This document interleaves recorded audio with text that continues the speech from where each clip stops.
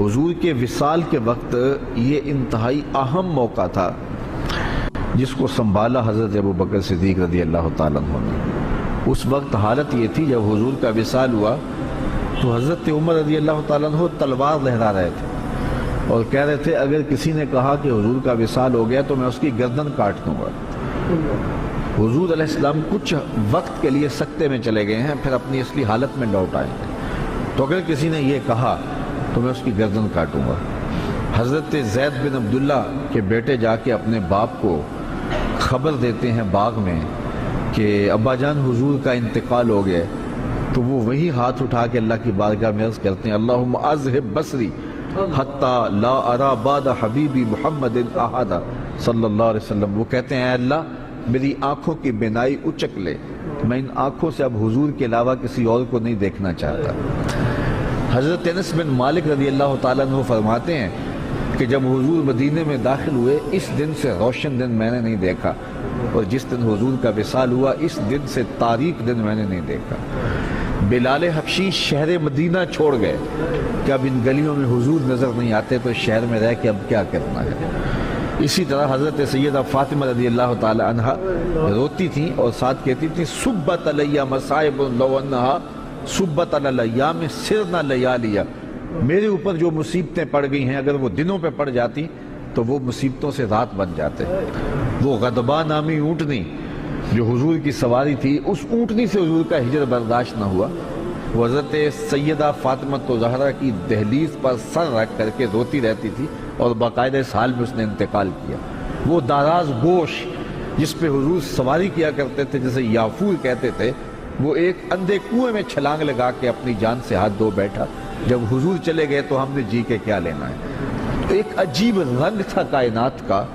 اب اس حالت کے اندر کہ صحابہ کے اوپر ایک سکتہ طاری ہے، حضرت عمر تلوار لیے کھڑے ہیں، اور ان حالات میں جو منافق تھے انہوں نے کھیل کھیلا، اور وہ کھیل کیا تھا، بڑا باریک چال تھی ان کی۔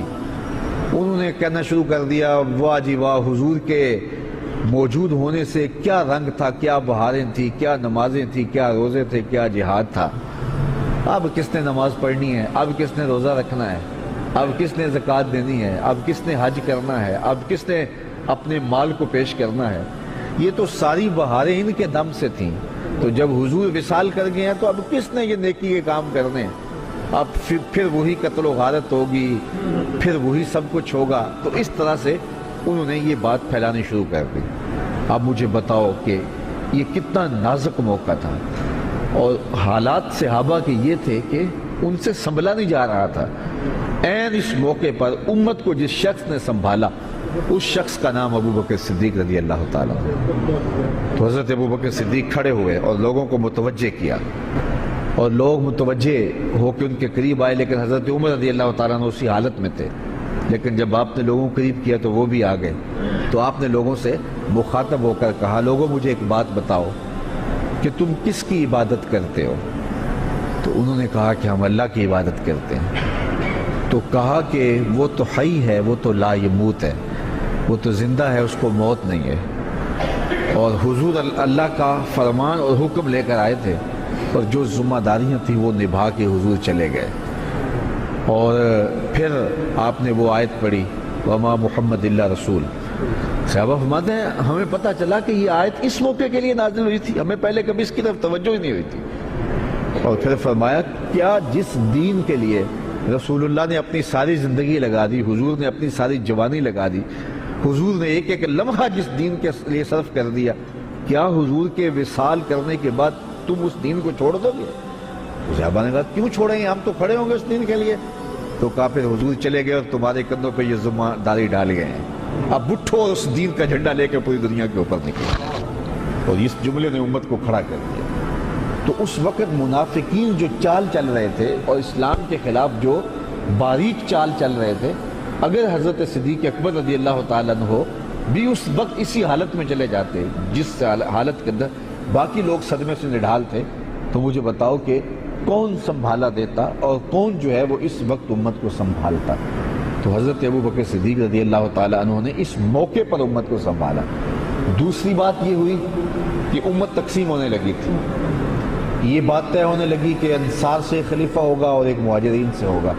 اس موقع پہ حضرت ابوبکر صدیق نے جا کے کردار ادا کیا اور امت کو اس نازک موقع پہ تقسیم ہونے سے بچا لیا۔ آج لوگ کہتے ہیں کہ ادھر حضور علیہ السلام کا جست انور پڑا ہوا تھا اور انہیں خلافت کے معاملے پڑے ہوئے تھے، اور میاں یہی تو کام تھا ذمہ داری کا جو کرنے کا تھا، جو حضرت سید صدیق اکبر نے کیا۔ اس وقت اگر نہ اٹھتے تو امت دو حصوں میں تقسیم ہو چکی ہوتی۔ تو یہ وہ احسان ہے حضرت ابوبکر صدیق رضی اللہ تعالیٰ عنہ کا کہ لہجہ ان کا بھی پھٹ رہا تھا۔ حضور علیہ السلام کی وفات کا جو صدمہ تھا وہ انہیں بھی تڑپا رہا تھا، بلکہ ایک زمانہ ایسا آیا کہ حضور نے صحابہ سے خطاب کرتے ہوئے فرمایا کہ اللہ نے ایک بندے کو اختیار دیا ہے کہ وہ اس دنیا کو اختیار کر لے یا آخرت کو اختیار کر لے، تو اس نے اس دنیا کی بجائے آخرت کو اختیار کر لیا۔ تو حضرت صدیق اکبر رو پڑے۔ تو باقی صحابہ نے حضرت ابوبکر سے پوچھا کہ ابوبکر یہ بات رونے والی تو نہیں ہے؟ تو کہا تم نہیں سمجھ رہے، اس بندے سے مراد خود حضور کی ذات ہے۔ تو اس کا مطلب یہ ہے کہ حضور اب ہم سے جدا ہو رہے ہیں، اور انہیں برداشت نہیں ہو رہا تھا۔ لیکن اس وقت جب یہ نازک موقع آیا تو حضرت ابوبکر صدیق نے کھڑے ہو کے امت کو سنبھالا دیا۔